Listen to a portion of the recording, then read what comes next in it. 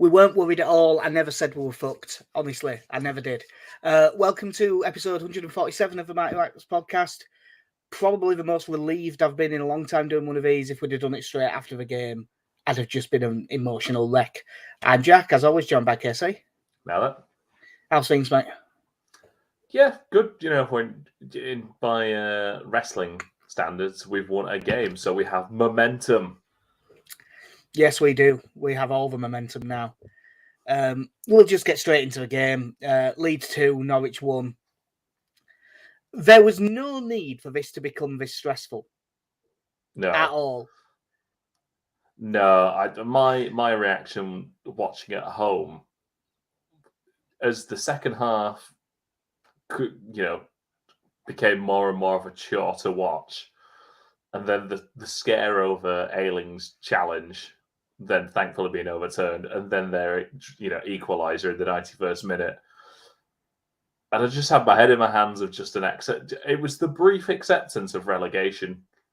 Like, this is it, we're done here. And then going through scoring, shouting yes as loud as I could, and then putting my head in my hands because I was still processing the anger of ever letting it get to that point in the first place. Yeah, I sort of understand. I mean, I think it says a lot about the celebrations for that goal that I limped away from it due to the celebrations. I do have a bad ankle anyway, so I am prone to it. But that's in the stand-upper. Yeah. Like, you're not supposed to get, quote, a relatively unquote, calm limbs. section of the ground. Yeah, you're not supposed to get limbs up there, but you did. It was brilliant. The game itself, like, first half, obvious massive caveat, it's Norwich. They are crap. But I thought we were pretty good. The one thing that a lot of people have said all season, we're included in that, round pegs, round holes. With the exception of Stuart Dallas, I think everyone was in the position. But to be fair, Stuart Dallas is just a peg that fits in whatever shaped hole he wants to. He's a master key. Yeah. Yeah. I was going to say he was from a different set where all the pegs are actually slightly smaller, so it doesn't really matter what shape you push it through. But yeah, master key's probably a better term. Yeah. I was going to say, I've always said, mate, I don't judge. I don't mind what key, what peg, whatever. But no, Llorente came in for Firpo and Dallas moved over. Aylin went to right back. Click replaced Robin Koch. We did talk about how we thought Click and Forshaw would probably be the best bet because they passed the ball better, and they did. And Bamford came in for Harrison, and James went to the left side, went out to the left side, but it was actually the right side for quite a lot of it. I think at least the first 20 minutes they were that way around. We looked far better for the switch. I mean, we were dominant throughout the first half, really. Strauch had 2 big chances within about 5 seconds of each other. Really, it's one because if there's one person you wanted chances to fall to. Yeah. First one was a good save, and then he skied the second one. Bamford missed an absolute sitter, Rafinha at the bar. But the Rodrigo goal, good strike on his right foot, deflected into the corner. Now, it's technically the correct decision. That's the best kind of correct. Yes. But I am, as much as I am delighted this one went our way, that rule is still stupid. That is offside. Yeah, this idea that he didn't interfere, despite the fact he ran as if he was going to challenge for the ball, and then just sort of leaves it for Kabak at the last second, who has to deal with it. And in that moment when he's thinking he's onside, he can't head it back because if it's too short, Bamford's on it. So his only option really is to head it forward straight back to us. Yeah, I mean, it's just one of them. I mean, the rule has been like this for a lot of years now. It's not new. But in the same way that I complained about, a back pass a goal kick not leaving the box being a retake was a stupid rule, and they made it so you could do it. This is one of the ones that I've complained about for years as well. It's a stupid rule. But I'm fucking delighted that we got one in terms of this. I could understand them being pissed off about it. But the main story of that half was just us not taking advantage of the chances that we did create. We really should have been a minimum of 2 up. Yeah, on another day, like you say, that Rafinha chance crashes in off the underside of the crossbar, and it's it's a much easier game from there. Yeah. With Bamford, it's one of those where I think if he'd been playing for 5 weeks, he'd have finished it.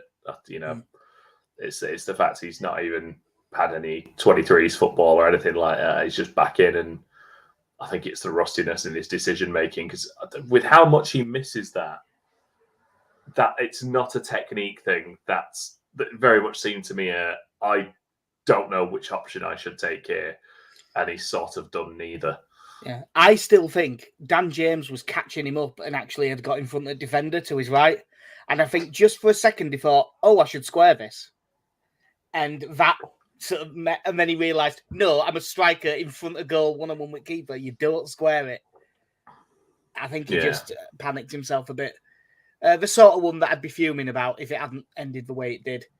Second half, I mean, we were still, I thought, the better side, even though we were not as good. I didn't like the change that Marsh made, where he brought Robin Koch on and made us go a bit defensive when Rodrigo went off injured. I think that sort of got rid of a lot of our momentum and gifted Norwich a way back into the game. The half-time change with Bamford going off was obviously just the plan, which is fair enough. Jack Harrison came on, Dan James went up front. Harrison, I thought, as much as he got praised for being a bit of a son of a bitch and winding up Max Aarons, I thought Jack Harrison was shite again. I mean, he had that shot on target just after they equalised. Yeah. That was definitely the best decision to take that shot on instead of looking for the overlapping run of Dan James. Yeah. No, it's the one thing I think I took away from this game, aside from sort of the outcome, was if I'd have watched the Leeds team be this physical, I think is the generous way I'm going to put it, under Bielsa, I'd be disappointed in them. But because of where we are right now, I think we sort of need to be a little bit dirty Leeds at times. Maybe not to the extent of Luke Ayling's challenge on the touchline. I haven't got that in my brief notes. In fact, and there's two things I haven't got in here, because I came away from the ground thinking, no, definitely not a penalty on Dan James, and thinking that Luke Ayling was unlucky to even get booked from where we were in the stand. And now I've seen him back on TV, and it was definitely a penalty on Dan James, and Luke Ayling was a very lucky boy not to get sent off. Yeah. And Luke Ayling was also a very lucky boy with the penalty. Not because it was a foul. It wasn't a foul. But that was still a really stupid challenge to make in the box. Yeah, you go to block the shot if you're a yard or two away from the man, not when you're shoulder to shoulder with him. Yeah. But there was something, given our current circumstances, about seeing how physical we were in this game, that I was kind of like, well, I don't like it, but I think we need to be a bit, I think we need to bully teams a little bit more while we're in in the position we're in. Yeah, to me, that didn't bother me in the slightest. I just thought we were much better overall. Like, the one thing that I was really pleased with was I thought Rodrigo was best player on Park, and considering how awful he was on Thursday against Villa, I was very pleased to see him bounce back. And of course, he's now injured, because we can't have nice things. But yeah, he was very good. I thought Click and Forshaw as a pairing worked a lot better, although I still thought Forshaw didn't look comfortable in this role. He just doesn't quite look the same as he did, but hopefully that comes with time. No, on current form, if and when Phillips is back, I'll say if, he will be back. Well, he is apparently available tomorrow for the Wolves game. Whether that means he might sneak on the bench, but I doubt he plays. I was going to say, with an international break coming up and against a team who are in the form that Wolves are in, if Phillips and Cooper didn't get involved in this game, I'd be fine with it. Give them the international break. I'd rather have them fully fit for. Is it Watford when we come back from the break? It's either Watford or Southampton. I'm not sure on the order. I think it is Watford. I think you're right, but I'd rather have them. Oh no, it's Southampton then Watford. I'd rather have them both fully fit for that one than risk them in this game. Yeah. but Hopefully, there's a 23s game in that international break. Yeah. Get them 45 minutes or an hour in that. Yeah, but on current form, Forshaw would be the one that dropped out, and you'd have Click and Phillips in the middle. Yeah. So yeah, back to the game itself. It was. I mean, they did start to get into it in the second half when we went a bit more negative.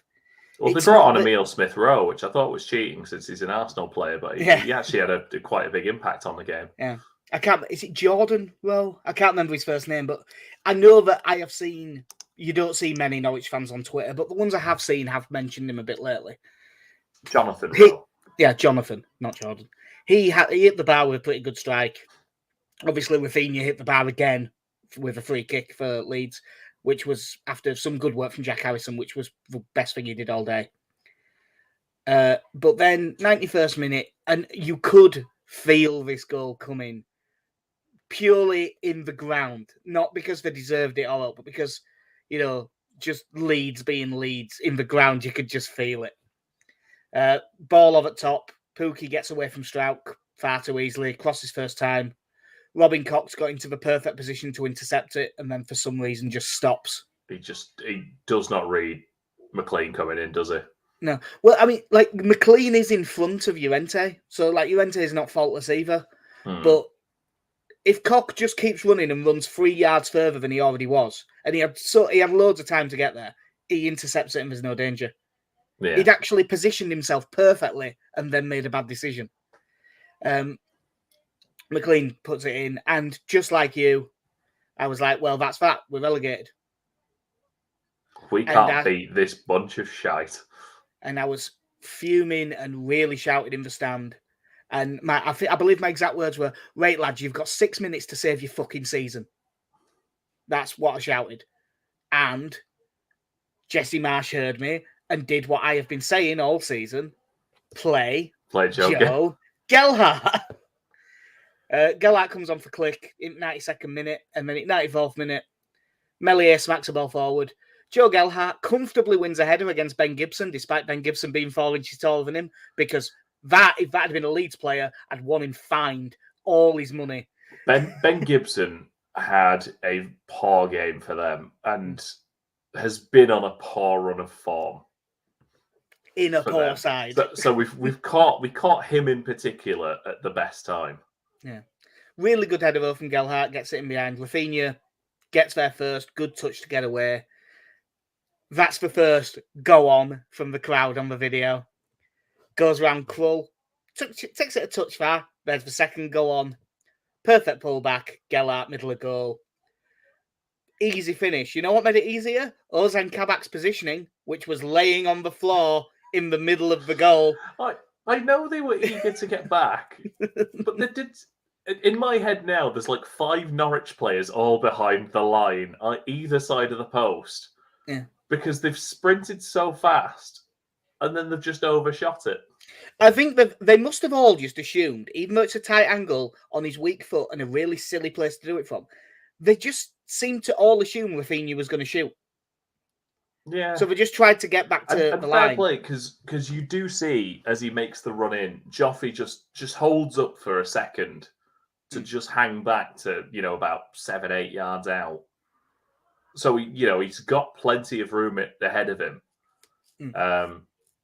But yeah, there doesn't seem to be one Norwich player stood up inside the 6-yard box. They all just seem to have slid in for some reason. Yeah, but it was absolute bedlam. It was amazing. It's not good for any of us. It stresses us out, but it does. If we wouldn't have conceded the goal, you don't get that amazing moment. No, from what I've heard, the after the celebrations had calmed down, the wind speed around Ellen Road actually picked up briefly as a sigh of relief was let out by 36,000 people. It wouldn't surprise me. It wouldn't surprise me if the smell increased when Pookie had that chance in the 96th minute. Again, long ball forward. Krull's gone forward. Falls to Krull on the edge of the box, who plays a really well judged volleyed pass over the top. Yeah. To be fair to him, Can't give him that. But this time it's Ayling who just completely switches off and just lets him get away.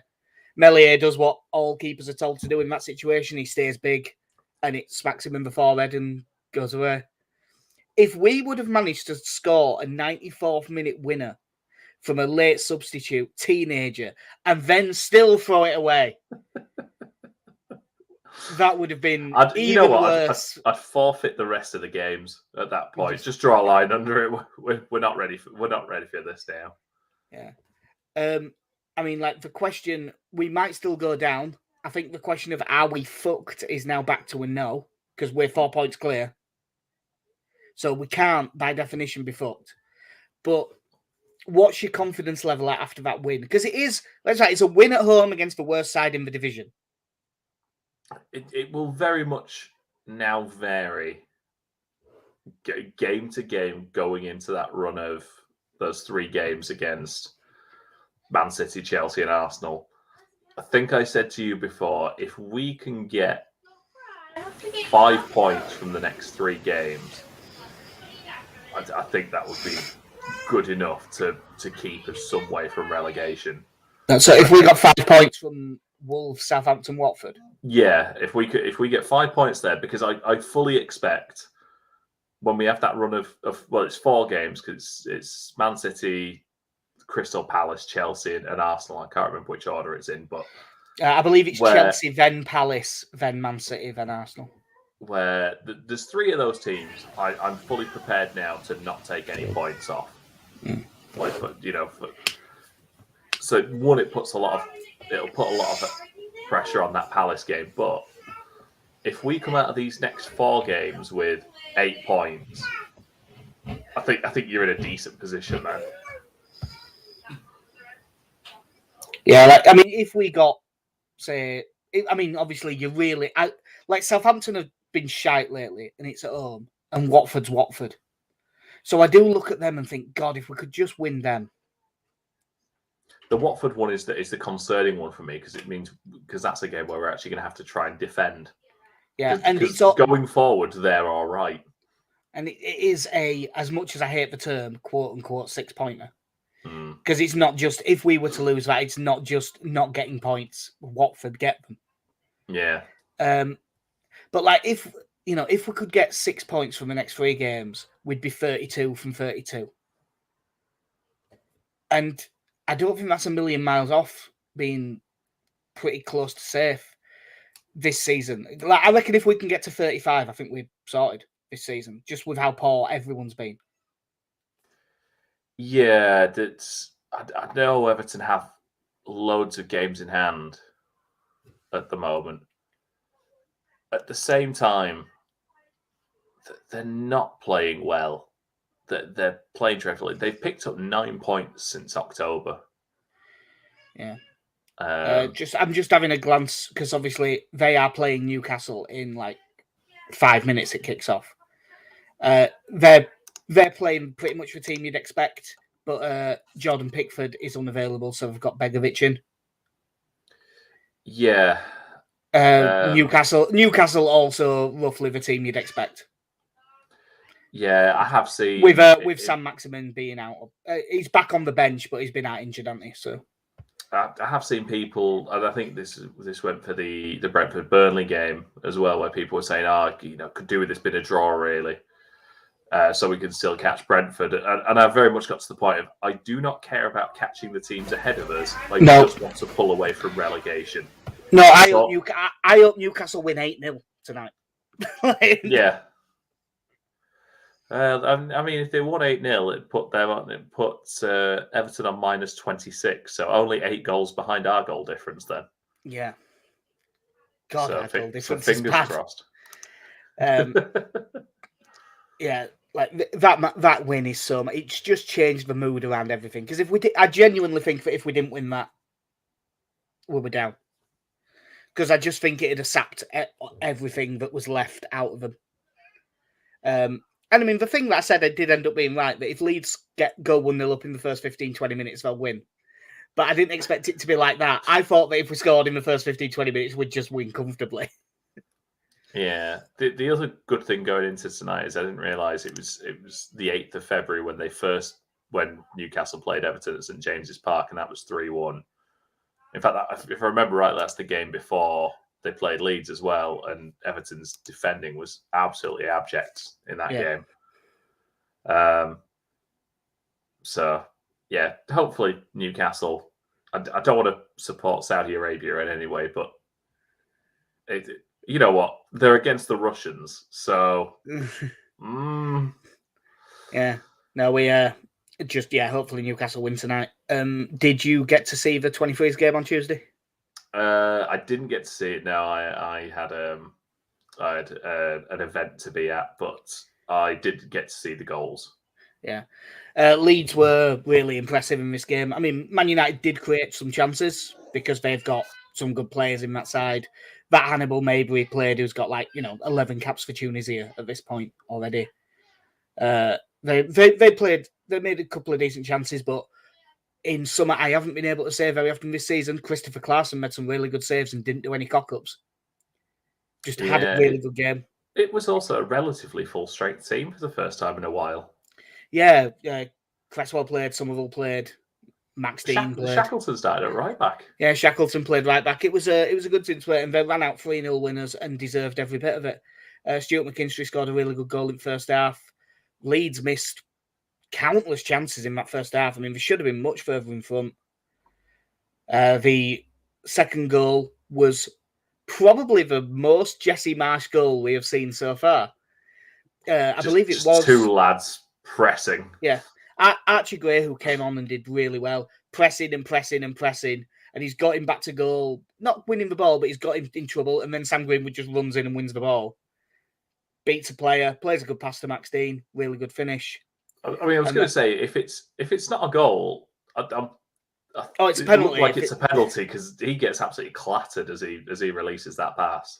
Yeah, it was an oddly refereed game. There was a lot of strange decisions, especially like Crescencio Somerville got fouled constantly and they just weren't giving it. He had another really good game. Now, he's been unlucky not to get more this season. It's the one area of the field we've not really struggled with injuries wise, is it, between Rafi and to be even then a lot of the season we've been playing all three of our wingers. Yeah. So bless him. He seemed to like this more inside role where he was running at people centrally, so that's a good sign. And then third goal, long ball over top, bit of a lost cause really, but Max Dean, being Max Dean, chased it down like fuck. Got the keeper in trouble. Chasing it down. Yeah. Poor clearance from the keeper to Archie Gray, maybe 40 yards out, takes a touch out of his feet, another one to get it out. And he could play a pass, he could just try and smash it, but no, delicately clips it into the left corner because there's a player on the line, so it has to be in the corner. Just clips it in. It's a lovely finish. So really. No pressure, Archie, but the entire fan base now wants you in the team already. Yeah, it's really nice goal for him, and in something that made me realise that I've achieved nothing with my life is when his high school is tweeting congratulating Year 11 student Archie Gray on scoring for Leeds' under-23s. Yeah. Year 11 student Archie Gray, who was first in the first team squad months ago. Yep. But yeah, I'm not sure exactly how the table is set, but obviously Leeds' under-23s were also in big relegation trouble, and they've just gone 3-0 win over Liverpool, 3-0 win over Scum. So I think that they must be in a much healthier position by now. And it was nice to see a load turn out as well. Again, it was like nine and a bit thousand or something. I think it was 9,800 along those lines. So yeah, again, really good turnout. It's really nice just seeing that sort of desire for people to want to watch Leeds in any shape or form. It's very funny just seeing a paw reaching up and scratching you. Yeah. If Joffrey doesn't score that goal, how many comes off that attendance? Oh God, yeah. I feel you take a couple of thousand off. Yeah, because they've all just given up on life at that point. You gave up on life, didn't you? Yeah, good for them as well, because obviously for the lads who've been, the under-18s and the 23s players who haven't been involved in the first team, it has been a rough couple of months for them as well when you're taking Cresswell out of that team on a regular basis. Greenwood has been a bit more involved, but he's also had an injury, hasn't he? Yeah. Shackleton didn't feature a lot, but has also been injured in that time. It shows that he might feature a little bit more for them now for the rest of the season. I believe, didn't they say in the press conference that Shackleton picked up a knock in that 23s game? Lewis Bates now got an injury from that 23s game. Well, you've got to emulate the first team, haven't you? Yeah. So, that's learn from your senior pros. The one player that I did want to give a mention to, I did this on Twitter, but I do want to say it again, because early this season, and I've said it before this season as well, Noah Kenner did not look much to me. I didn't particularly rate him from what I've seen.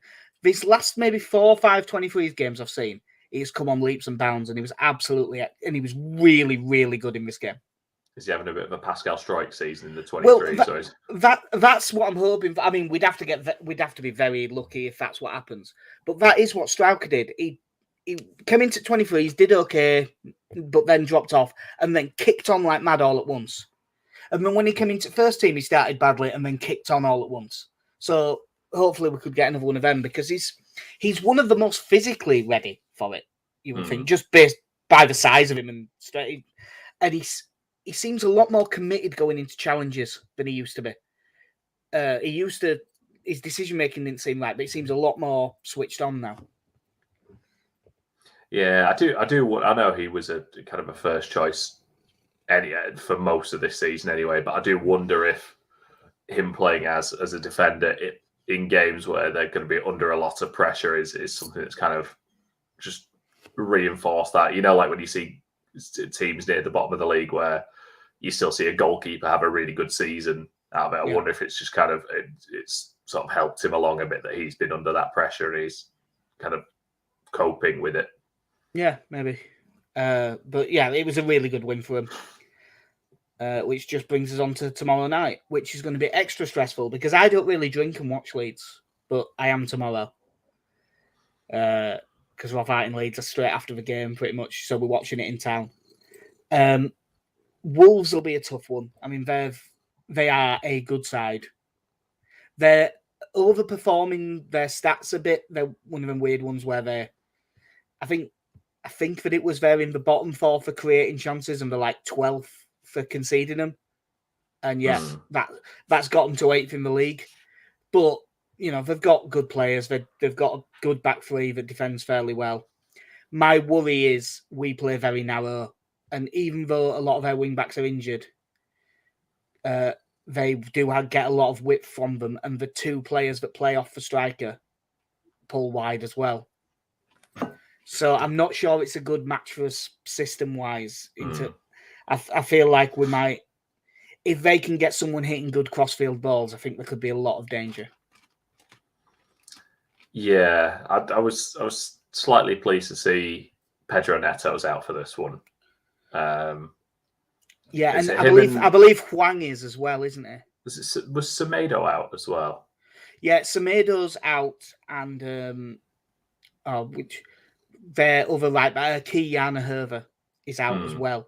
So it'll probably be 8-Nori on the left and Johnny Otto on the right. Great. Taking us to the Matthews Bridge. It's a fantastic name. It's Johnny Otto. No, I've set myself up for being disappointed in this one. Wolves are in a decent bit of form at the moment. Are still playing to get into Europe, and defensively, I'm still not convinced by us. No. So Jimenez has always traditionally caused us a bit of trouble, hasn't he? So yeah, I know it's unfair to just call him a big lad, but we don't deal with big lads well. Yeah. I know he's also a good footballer, but if you're any good aerially against us, unless Jesse Marsch has a secret formula. Yeah, one thing that I'm wondering with their squad, because normally it is that sort of 3-4-3 central striker, and rather than wingers, they're sort of a bit more infield than that, but they do go wide. But that means 2 in midfield. My wonder is with if we're in the 4-2-2, which is what I'm assuming will be. I wonder if they'll sacrifice one of them, go 2 up top, play like Jimenez and Pedence. Yeah. Up front, and bring like Dendoncker into the midfield with sort of Neves and Moutinho. To try and get that 3-on-2 advantage in middle of midfield. Because if they don't do that, as much as Moutinho and Neves are both really good players, but they're not so good that you can't press them. And I think that like there might be something there. But with them having a back 3 as well, like I'm just not sure how this is going to line up. And I the more I think about it, the more I think it's not going to work. I keep looking at it and thinking that we should be playing a 3-4-3 in this game. But even then, I'm not sure that'd work either, because I think then we'd struggle. Then I think Moutinho and Neves would be able to get on top. It's a weird one. I just don't think it's a good matchup. I think I'd rather us go maybe a 4-3-3. And you have your, I don't know. Obviously, have the thing is, if you play a 4-3-3, when it'd still be inverted wingers, you could, I suppose, do a deep midfielder. He's more. If he was going to do that, he'd play a 4-4-2 diamond, wouldn't he? Yeah. If he was going to, and I don't want him to do that, because unless you're playing Rafinha as one of the strikers and Rodrigo at 10. Yeah. Well, yeah. Then obviously we've. And that's if Rodrigo's even fit. Yeah, it's. I assume from the sound of things, Bamford will start this one and probably get an hour or so. Yeah.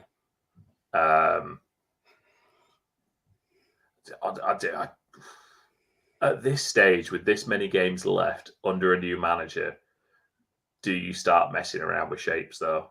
That's not. That's my concern, is that you've got such a short space of time to try and get it right.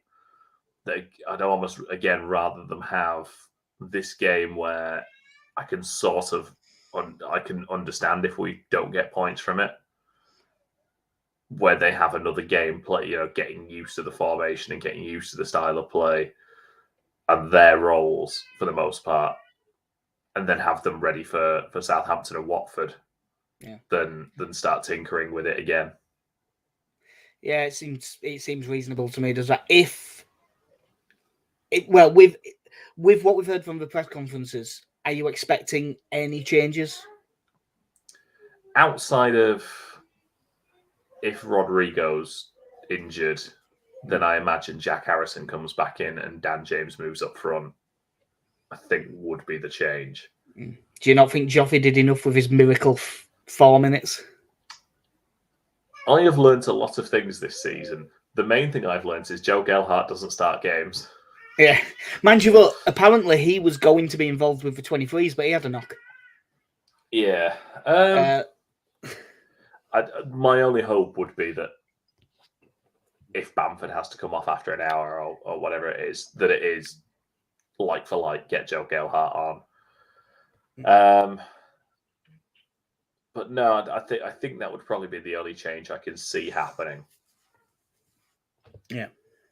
Like, ideally, I would love to see Bamford and Gelhardt play up front.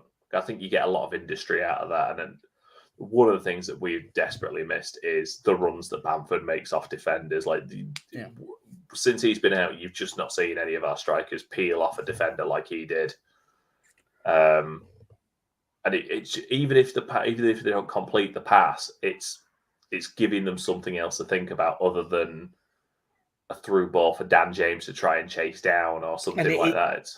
And those balls to Bamford, when they come down, those are the perfect ones to counter press, which is what Marsch likes. Yeah.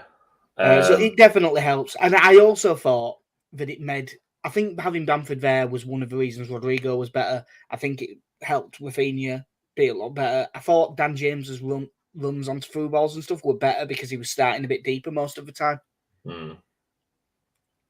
Yeah, that would be, but yeah, I think it will be Bamford and James up front, and Harrison back in. Not as much as I love him, I don't think it's through anything Jack Harrison has done, unfortunately.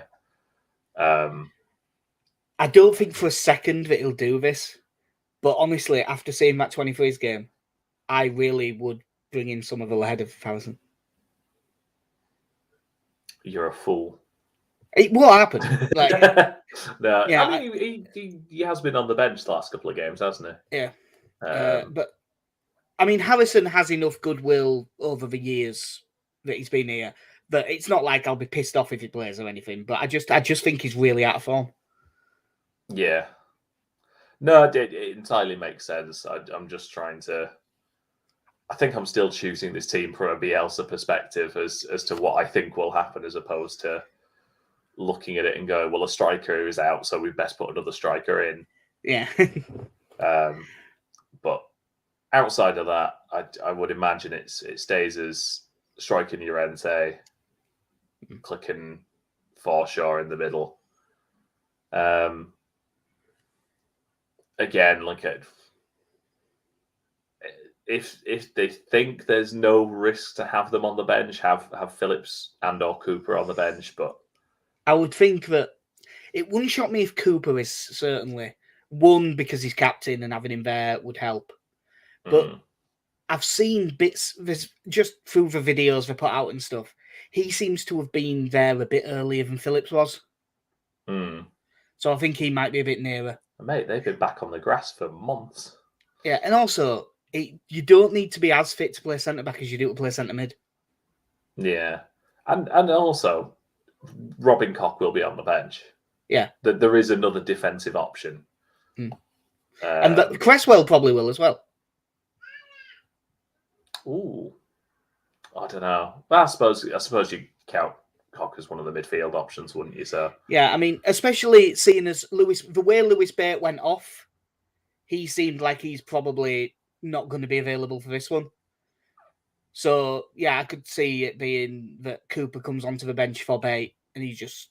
Because it doesn't really matter that it's not midfield. Because it'd be Jack Jenkins otherwise. Eunan O'Kane. Yeah. He's still knocking around somewhere. Probably with a broken leg. Well, it is St. Patrick's Day. But we're asking who's your favourite Irish player that we've ever had? Eunan. Was it Eunan O'Kane that had the humanist wedding? Yes. Okay. I want it like the first one in legally recognised one in the UK, because it was his missus that was driving the campaign. Yeah.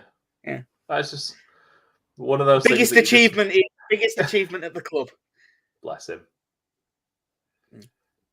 Yeah. So, what are you going to go for? The most optimistic I can be for this is I think we get a 1-1 draw. I'm back to it. What last week? Lose 2-0.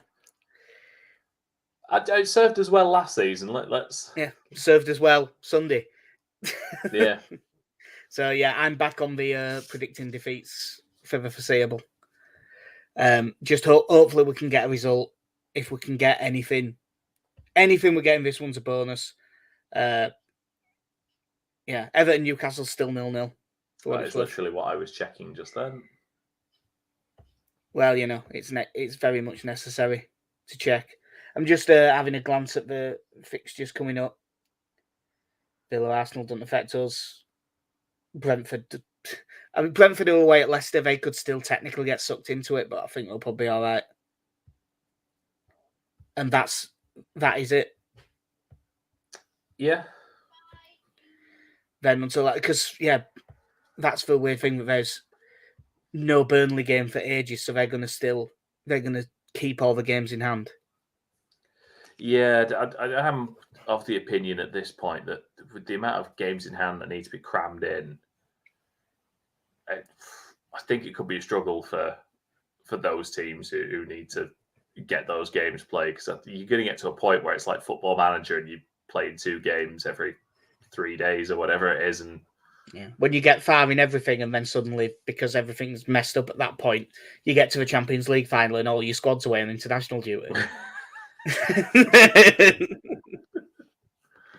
yeah, That's not obviously that's never happened to me, and I'm not at all sore about it, even though it was just in a computer game. yeah, that's fine. We all understand. We've all been there. Yeah. Well, that'll do us. I reckon I'll go. It's time to get away. I will keep half an eye on the cast match, which is technically what I should be caring about more, but I don't. I'm just going to go and massively cheer on Newcastle. Yep. Cool. Well, I've been Jack. See you. I'll be Casey. Have a good one. In a bit.